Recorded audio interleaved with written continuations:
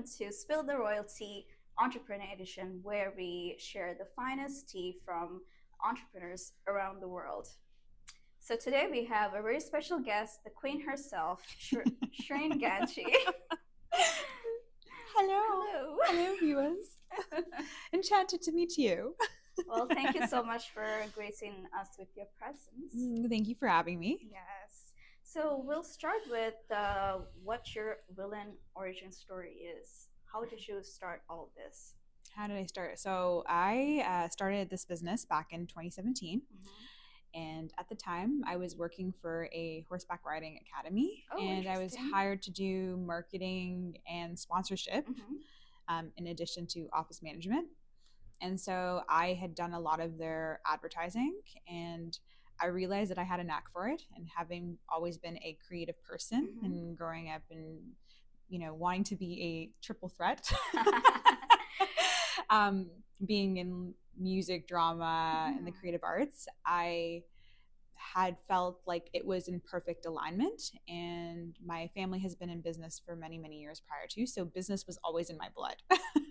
So with all of those factors in play, I decided in 2017 that I would launch it as freelance for the time being, and recruit my first client, which required some canvassing. I heard somewhere locally that a law firm needed some marketing, so I kind of used that as an opportunity to connect, and I began doing work with them and realized I loved doing it, right? Artistic directing, creative tiles, all that, producing a story or telling a brand story, right? So from that point, I've been working on my business for a couple of years, but due to circumstances, I had to shelf it for a bit.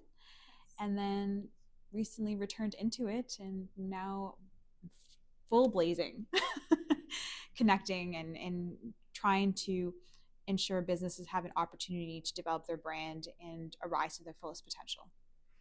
What a story. Yeah. Thank you. Yeah. That is indeed a villain origin story.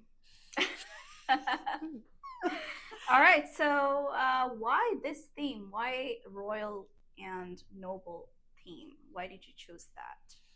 So I think a lot of it has to do with my personal imagination. And I really do love how royalty encompasses luxury, discipline.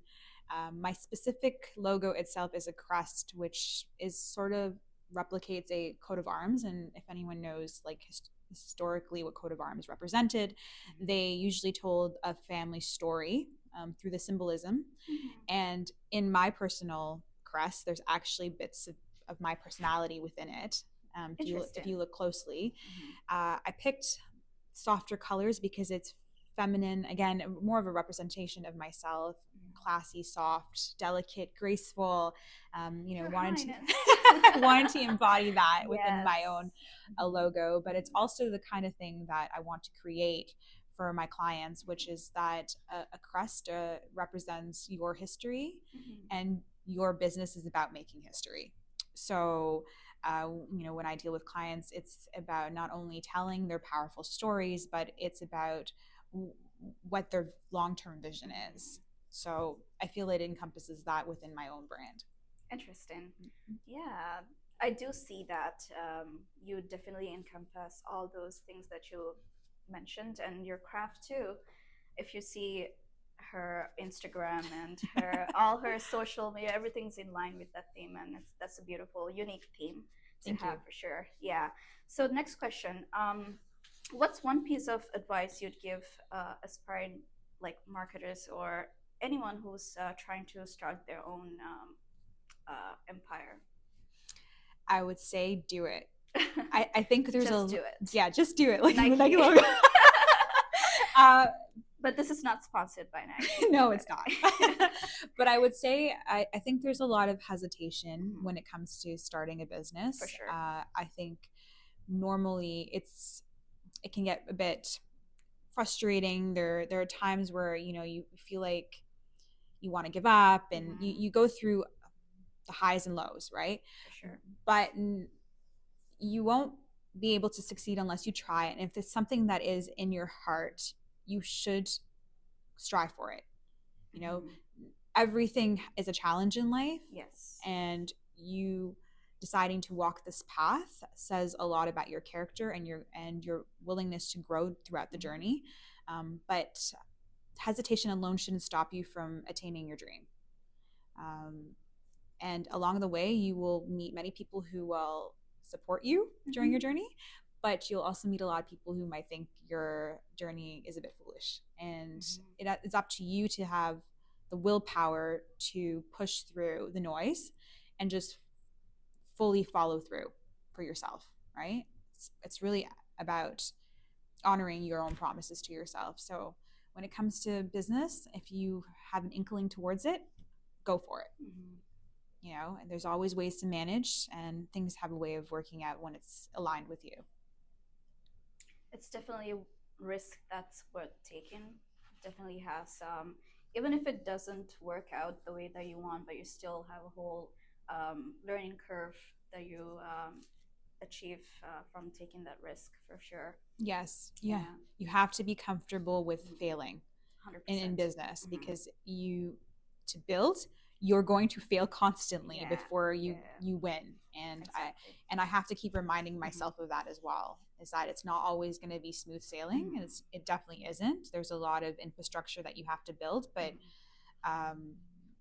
your persistence and determination is what's going to get you through some difficult times. Interesting. So when you were starting out, what was one thing that you wish you knew? That I wish I knew? How much support I need. I think there's never enough support. No, I've always taken the attitude of being like sort of a lone wolf when it came to working on projects or doing things, and it seems kind of like at first pretentious, like, oh wow, she wants to take on projects all in all, she thinks she's really good at what she's doing.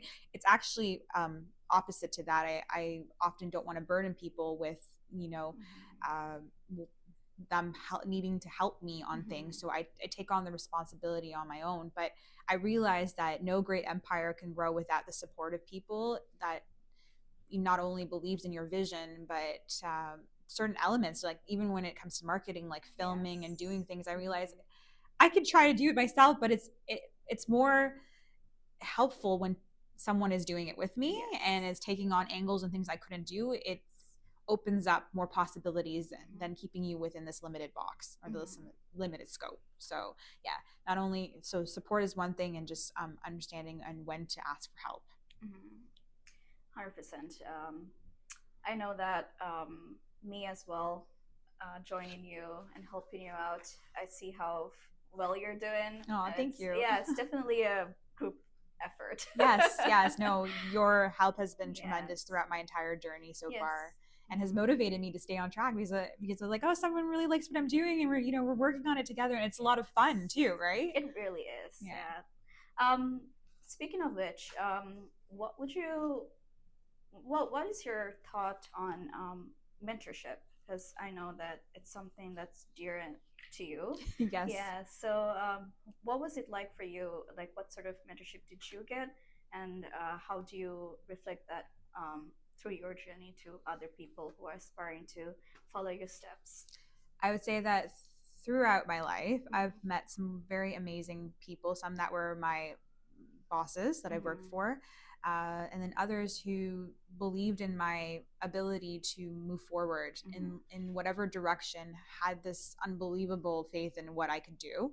And I think that when you're faced with a lot of self-doubt, having people that push you forward like that is so instrumental in your growth, because no matter how strong you are, self-doubt can sometimes drown you and hinder your potential, right?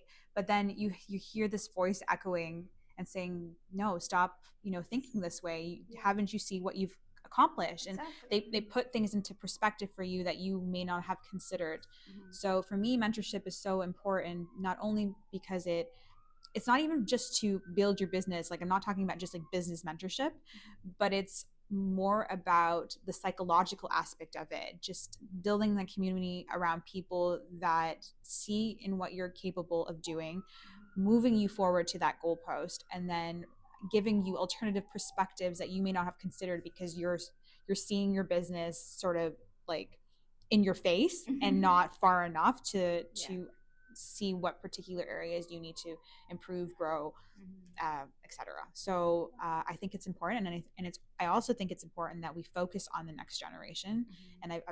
I've said this before. I mean, a lot of people have heard me say this, that young people don't have enough linking opportunities Mm-hmm. from their institutions. Yes. So they come out of school, and even if they come out of a particular area of study, Mm-hmm. there's only very few programs that have like co-ops available, Exactly. right? Yeah. So when I came out of school, I came out of a program that had it's a very niche program, Mm-hmm. and it was really hard to find opportunity in that area, and I did not know where to start. Like it just becomes such a task. Mm-hmm. But if I had the right people at the time, I feel like that would have been less of a struggle and more doors would have opened for me.